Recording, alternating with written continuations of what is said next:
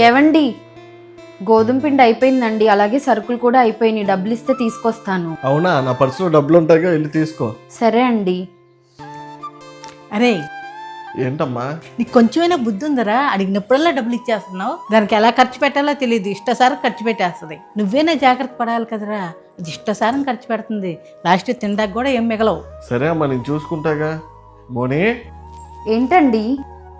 పోయిన వారం సరుకులు కానీ చెప్పి 1000 రూపాయలు తీసుకున్నావు కదా, ఏమేమి తీసుకోవచ్చు? ఎంత మిగిలిన నీ దగ్గర? ఇంట్లో కావాల్సినవే కొన్నానండి. ఈ వారం అంతటికి అవే సరిపోయాయి, పైగా డబ్బులు కూడా ఏం మిగలలేదు. అవునా, సరే అదే అడుగుదామని చెప్పి పిలిచా. సరే అండి.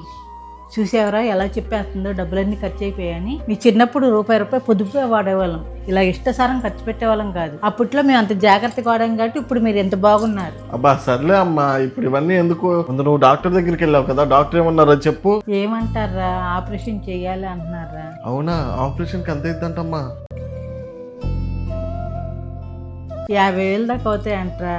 నా దగ్గర 10,000 ఉన్నాయి, మిగతా నువ్వే చూడాలిరా. ఏంటి 50,000? నా దగ్గర కూడా అంత లేవమ్మా, 10-15 ఉంటాయి. సర్లే, ఏదో ఒకటి చేద్దాంలే.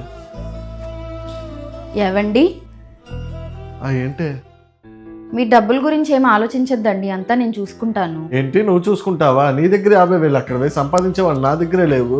మీరు ప్రతిసారి ఇచ్చిన డబ్బుల్లో ఖర్చులు పోగా మిగిలిన డబ్బులన్నీ పోగు చేసి అత్తమ్మ వాళ్ళకి హెల్త్ ఇన్సూరెన్స్ కడుతున్నా అండి. అవునా?